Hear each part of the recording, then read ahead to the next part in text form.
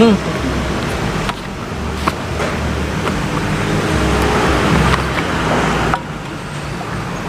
degan. Ini perpaduan yang sempurna, es degan dan mie goreng.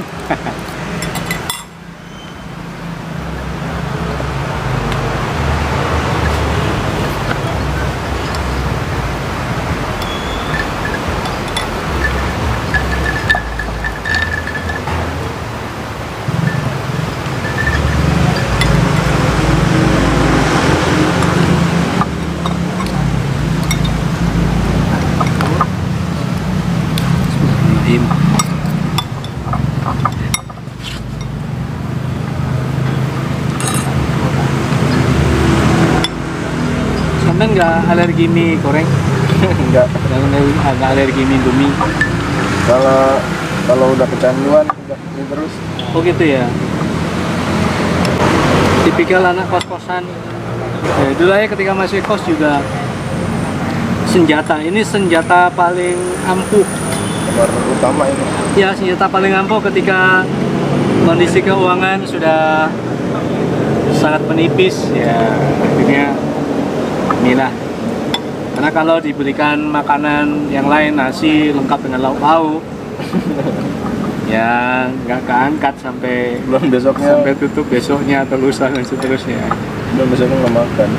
Iya, bahkan sering ketika memang sudah mepet banget keuangan, cuma nanak nasi. Habis nanak nasi matang kemarin digoreng. Goreng itu cuma pakai bawang merah, bawang putih, cabai, udah. Gitu doang, minyak sedikit.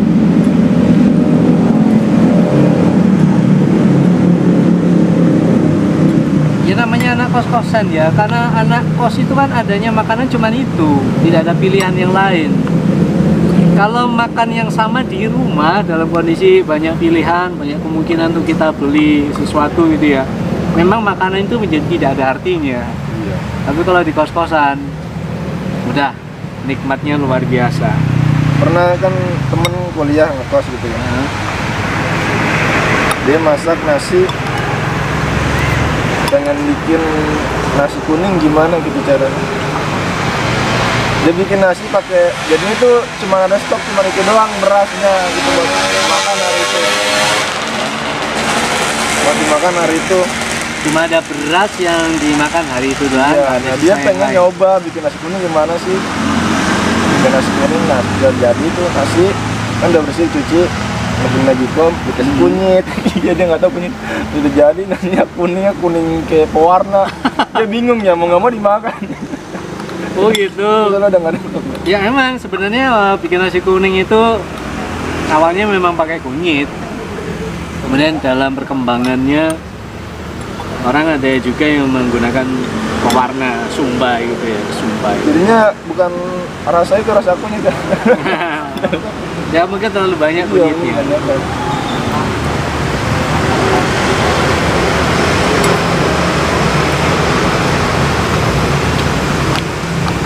Pernah juga teman tuh yang ngekos makan nasi pakai mangga.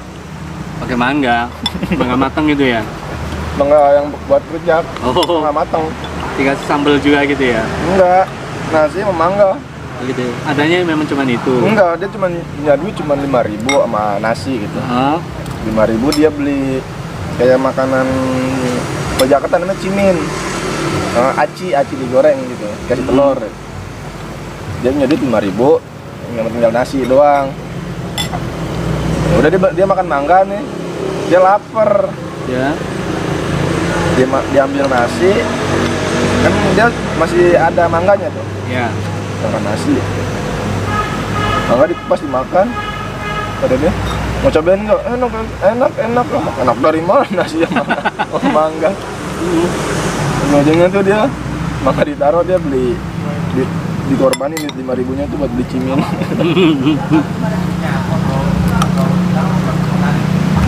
Ya, suka duka di kos-kosan memang seperti itu.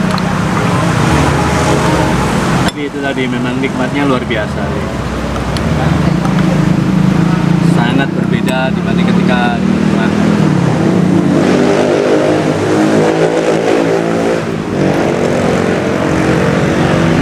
masih pilih-pilih ya. Iya. Apa yang di kos-kosan kita makan itu di rumah kita nggak mau sentuh, karena ya bisa jadi terlalu sederhana dan banyak pilihan itu tadi.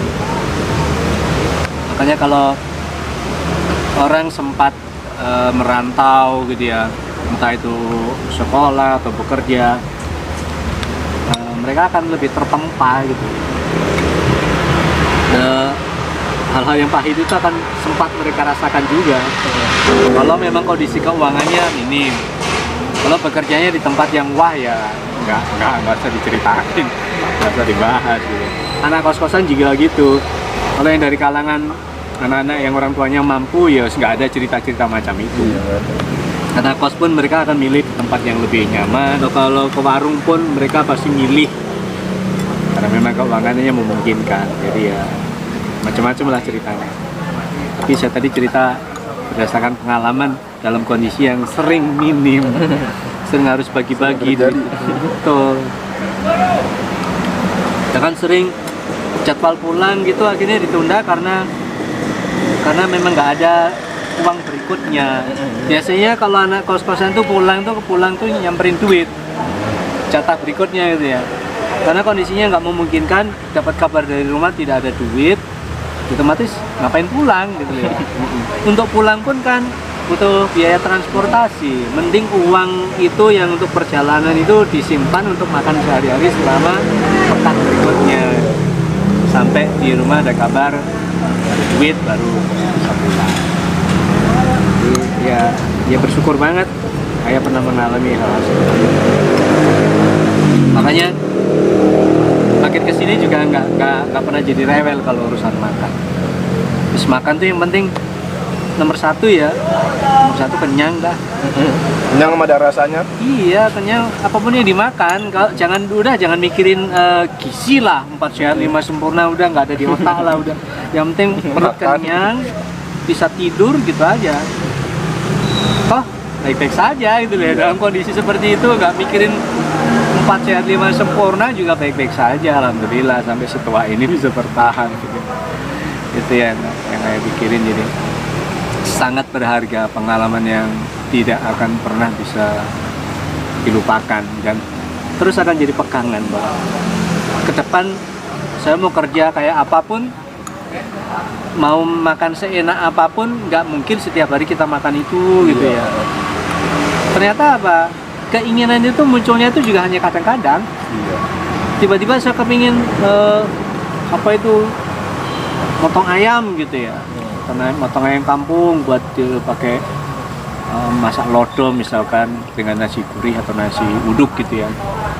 Paling berapa bulan sekali gitu ya punya keinginan itu. Hari-hari biasanya ya sudah makanan begini aja udah cukup gitu. Bahkan sering harus berpikir kalau terlalu sering makan enak efeknya malah ke tubuh. Di lidah, di mulut enak, tapi udah masuk ke perut nanti efeknya bisa kemana-mana. Yang kolesterol lah, yang ini lah, itu ya kan. Tapi kembalinya kita makan itu ya secukupnya seadanya dan apa yang dibutuhkan oleh tubuh saja, dan apa yang ditolak oleh tubuh dengan efek yang sudah saya sebut tadi ya kita hindari saja. Jadi nanti kenyang, udah ngantuk, tidur. Karena memang kalau nggak kenyang, yang saya rasakan tuh kalau nggak kenyang itu sengantuk apapun nggak bisa tidur kan. Bingung, bolak-balik. Tapi begitu diisi, ya udah, pulas dah tidur. Itu saja sebenarnya kuncinya.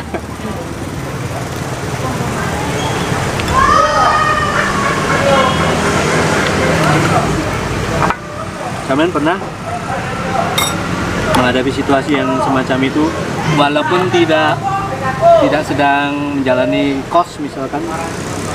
Pernah itu yang ngekos sama temen itu kan. Pernah ngekos itu aja?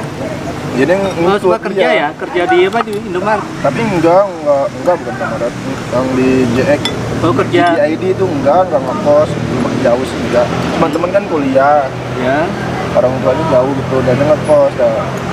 Nonton ikut gitu kan, masih kalau itu belum kerja gitu, dia aja ikut di kos-kosannya. Ikut numpang di kos-kosannya? Main gitu. Tapi rumah sampai dekat sebenarnya? Dekat. Nah tapi dia ngekosnya jauh. Nanto main sama dia serumah. Iya. Dia ngekos kan gara-gara kuliahnya jauh, ngekos dekat kuliahnya. Udah Nanto main di situ yang apa nginep gitu. Makan di situ. Nah kalau misalkan kayak gas habis gitu kan, semuanya pada dari listrik semua tuh yang bikin kopi dari Magicom. Iya. Dan media jadinya kopi listrik. Jadi kalau nggak mengalami secara langsung tuntut, walaupun itu bukan tuntutan hidup sampean, kami jadi tahu ya. Jadi ngalamin. Oh, kehidupan anak kos itu seperti itu. Ya gitulah. itu juga giliran udah ketemu, oh ini bisa buat masak air juga ya, udah nggak pernah beli gas. Iya. Ini kan masak kopi di sini. Listrik ya. Kadang-kadang masak mie di situ juga. Di Magicom. Iya. Jadinya serba listrik, mie listrik, kopi listrik. Iya. Sebutan anak-anak kopi listrik. Kopi listrik. Kopi listrik. Kopi listrik. Ya. Kalau lagi udah teman pada main gitu, ini sering sore main kan dia kayak udah libur apa udah selesai gitu kuliahnya pulang kan, anak-anak main gitu. Ada aja ngomong bikin mie listrik dong, bikin mie listrik, kalau bikin. Ntar udah bikin mie listrik, kan sisanya wadahnya kan satu doang dong. Ada yang bikin kopi, nah terus dicuci mungkin nggak bersih kali, masih ada minyak-minyaknya, bikin kopi, rebus air di situ juga di Magicom. Nah bikin kopinya itu rasa mie. Gula Kita makan dulu. Ye. gila. Napa-napa kok gula temen. Silakan kalau ada waktu kita bisa ngobrol-ngobrol. Open minded kan saat ini gula. Kenapa? Open minded kan. Ya iyalah. Lele-lembian kan sing dipelajari kan ya kayak pelajaran sekolah tuh. Dan saya ini kan kayak pembahasannya harus lebih dewasa sedikit. Kalau saya sih dulu tuh sebenarnya open minded, jadi siapapun ngajak ngomong apa bisa aja. Karena kita selama ini ketemunya kan di sekolah doang. Otomatis muter-muternya juga masalah pelajaran. Bahasan lingkupnya itu. Iya, sebenarnya secara umum ayolah. Ngomong itu bukan berarti saya ngasih tahu apa, jadi ngalir aja obrolannya apa ya ngikut aja. Nggih, moga-moga nggih. Nggih. Sukses semua ya. Amin. Keren. Amin. Nggih, Bareng Pak, Assalamualaikum. Nggih, Waalaikumsalam. Yang paling menyedihkan buat saya itu ketika posisi duit sudah habis, mau nggak mau harus ngutang ke teman. Itu yang beratnya minta. Tapi jarang sih ngutang, cuman ya kalau teman-teman atau gitu pengertian aja. Dia walaupun dia emang minta, tapi kan kayak datang itu beli ini dong. Dasar kalau udah minta beli itu dong, dia berarti udah habis gitu kan ya. Iya. Karena beli ya beli ini. Ya. Beratnya tuh gini loh. Sementara posisi teman-teman kan juga harus menjaga pengeluarannya. Atau mungkin juga dalam kondisi kepepet banget. Terus mau nggak mau ya harus ngutang, kalau nggak ngutang ya nggak makan. Itu rasanya berat. Bukan malu, bukan. Baru kok jadi ngerepotin orang dan lain-lain gitu. Tapi terpaksa pada akhirnya ngutang, terus ada ya alhamdulillah. Kalau sudah dapat utangan itu, utangan untuk makan loh ya, bukan untuk yang lain-lain. Udah selama kos itu kayaknya nggak ada uang yang untuk uang trolan, uang jalan kemana itu nggak ada. Uang itu ya kalau nggak untuk bayar kos, bayar uang kuliah, makan doang. Nggak ada, ini uang untuk nonton, ini uang untuk belanja. Paling ya kayak tiba-tiba diajak main temen nonton. Nah, itu baru. Jadi nggak ada direncanain buat ini, buat ini enggak. Saking terbatasnya dana. Hujan. Mau apa nih pindah ke situ kalau hujan? Nah, ini campur mendung campur. Iya. Campur mau maghrib juga kan sore. Jam apa nih? Mau jam 5-an kan? Belum sampai jam 5 ini. Jadi jadinya mendung campur maghrib. Nah, menjelang maghrib. Oh, jadi gelap. Benar mendung biasa.